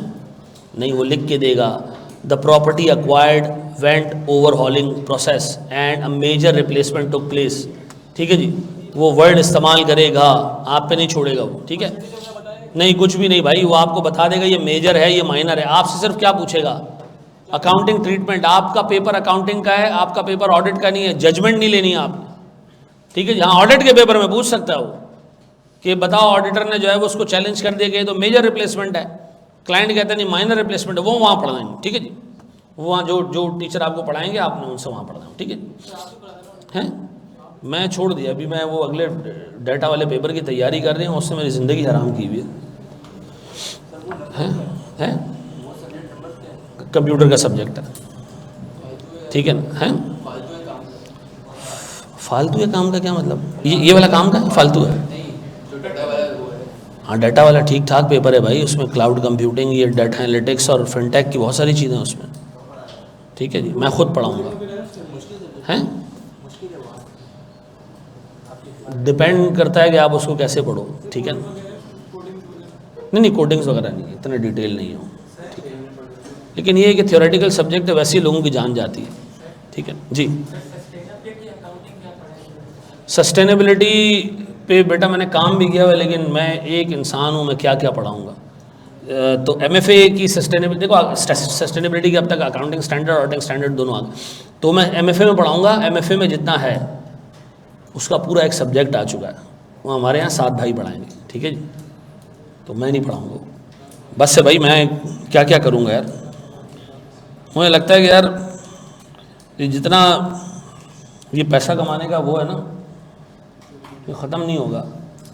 इसी से शुरू कर रहे हैं आप, इसी से शुरू करें। वो बाहर लगा दो। यकीन करो, मैं बताऊं ऑनेस्टली, मैं अभी, मुझे एक बंदा आके कहता है यार लॉ पढ़ा ले, टैक्स पढ़ा ले, ये तो तेरे सब्जेक्ट है, डाटा में कहाँ घुस गया। मैं पिछले 1.5 साल से ये डाटा एनालिटिक्स और फिनटेक में लगा हुआ था, क्योंकि मुझे लग रहा था कि यार डाउन द लाइन को फर्म बना लेते हैं इसके ऊपर, ठीक है ना, या इसके काम को देखते हैं कि इसके काम किस तरीके का है, क्योंकि 2-3 बड़े एक्सपर्ट्स के साथ मैं उठ बैठ रहा था और मुझे नहीं तो पता अल्लाह मुझे तैयार कर रहा है किसके लिए, डाटा वाले पेपर के लिए। तो बस वो आ गया बीच में, फिर हमने कहा बाकी चीज़ें छोड़ दो यार। तो मैं कभी शायद ज़िंदगी में भी बाकी का सब्जेक्ट नहीं पढ़ाऊँ, अनलेस कि कुछ ऐसा हो जाए तो फिर देखेंगे। कहाँ पर बोर्ड तो बहुत लगे यहाँ पे यार, ये पीछे एक और बोर्ड लगा हुआ है, ठीक है जी। उस वक्त यहाँ जो है वो होटल चलता था। हाँ हाँ, दाल की प्लेट के साथ रोटी मुफ्त, ये बोर्ड लगा हुआ था, ठीक है, मैं वाकई बता रहा हूँ।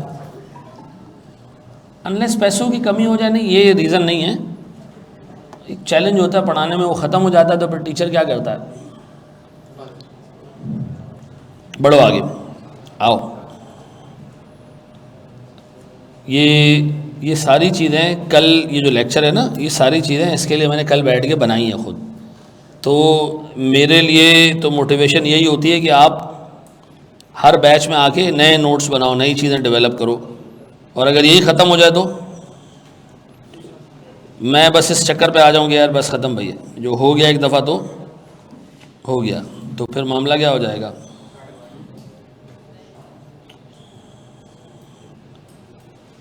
मेरे प्यारे बच्चों, बोर्ड पे देखना, हमारी क्लास है ना, अभी टाइम है ना, अच्छा 10 मिनट हैं, बहुत है। सुनो ज़रा दोस्त, मैं इसको रीड कर रहा हूँ। मेजर को कैपिटलाइज करना है, माइनर को एक्सपेंस आउट करना है। ये कह रहे जी, on 1 January 2015 Abraham Limited acquired investment property, लिख के दे दिया उसने, कौन सी प्रॉपर्टी,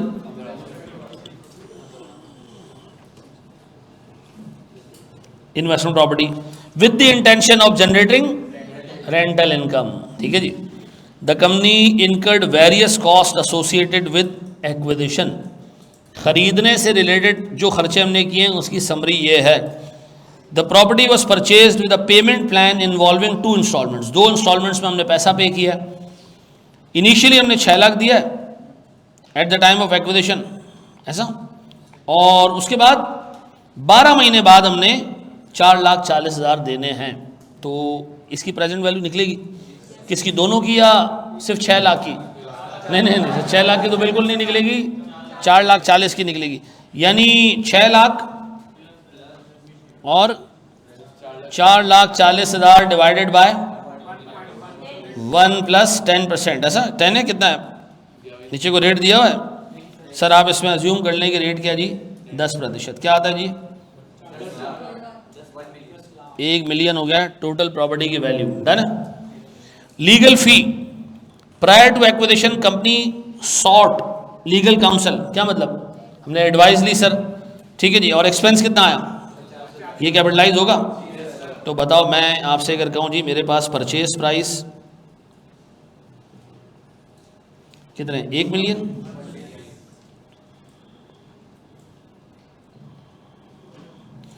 और जी लीगल चार्जेस या लीगल कॉस्ट कितने की, 50,000। फिर brokerage, Abraham limited paid 25,000 to an external broker and an additional 5,000 to an employee who assisted in facilitating the transaction, 30,000। तो ब्रोकरेज पूरी ले लें।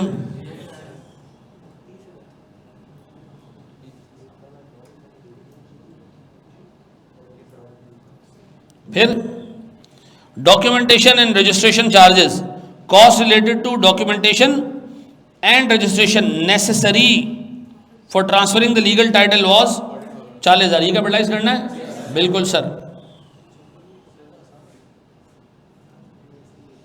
कितना है जी,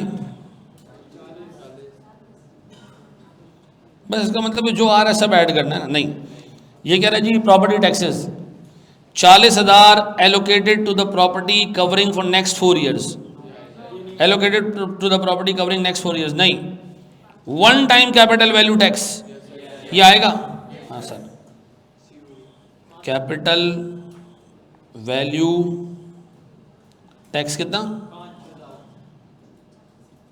फिर जी replacement of doors, post acquisition the company replaced 16 doors with in the building, although the old doors were sold for 75,000, new doors were acquired for 1 lakh.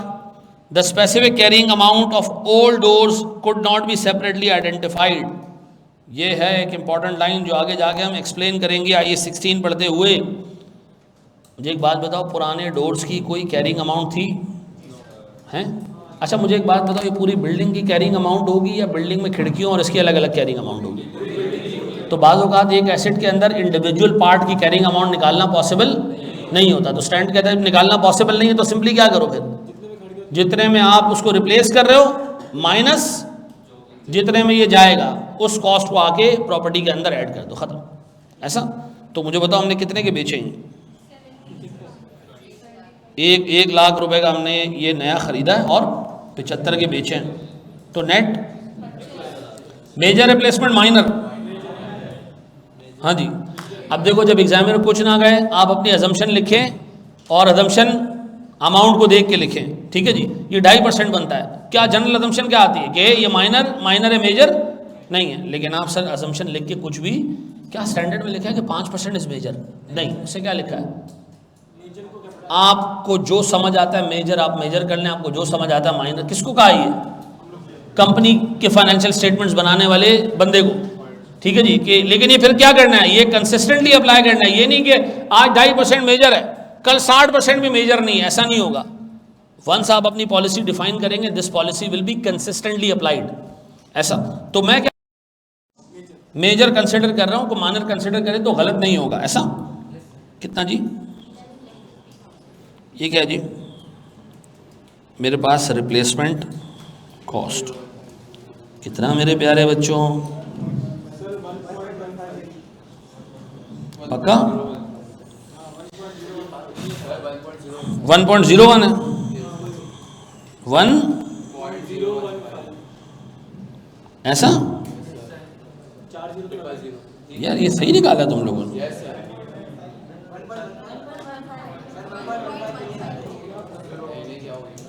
यार 15,000 है कि बाकी सबका टोटल?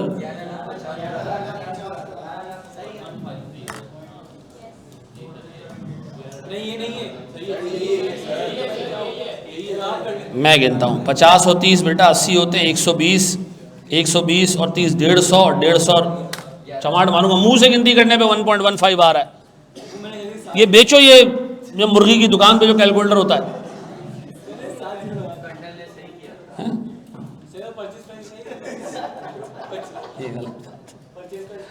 अच्छा चलो बोर्ड में देखो, ये आ गया।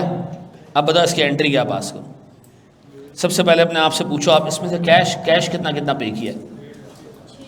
ये कैश में पे किया है? Yes sir. ये कैश में पे किया है? Yes sir. ये कैश में पे किया है? Yes sir. ये कैश में पे किया है? Yes sir. ये कैश में पे किया है? Yes sir. हैं,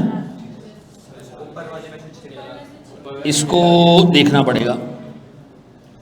और इसमें 6 लाख कैश में, बाकी 4 लाख हमारे पास पेबल। काम करते हैं, इसको रिकॉर्ड करते हैं।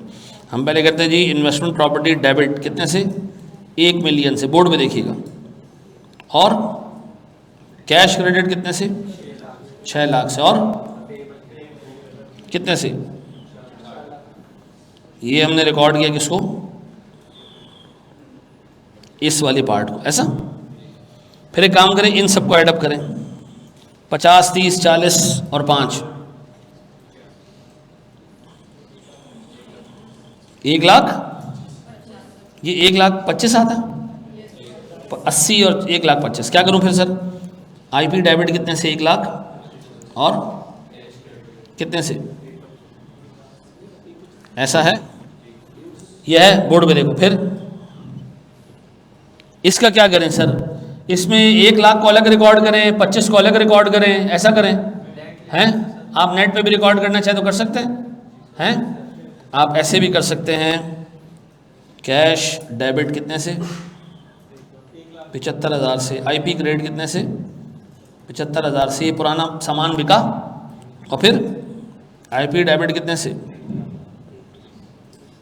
और ये नया सामान लोड हो गया, और आप चाहो तो आप इन दोनों को क्या कर सकते हो, नेट करके भी एंट्री पास कर सकते हो। ऐसा है, ऐसा ही है मेरे बच्चों।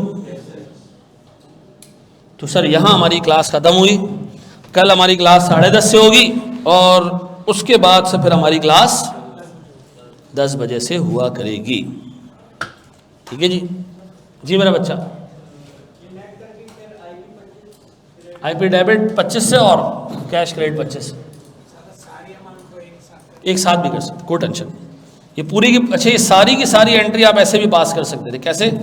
आईपी डेबिट कितने से, 1150,000, इसमें से सारा हमने कैश पे नहीं किया।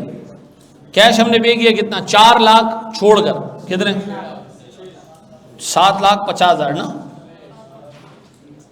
और बाकी क्या हमारा,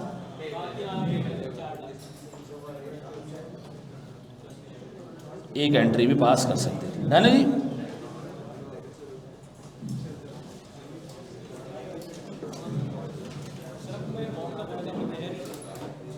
सोल्यूशन तेरे को दे देता हूँ। मैसेज करते हैं, वापसी करते हैं।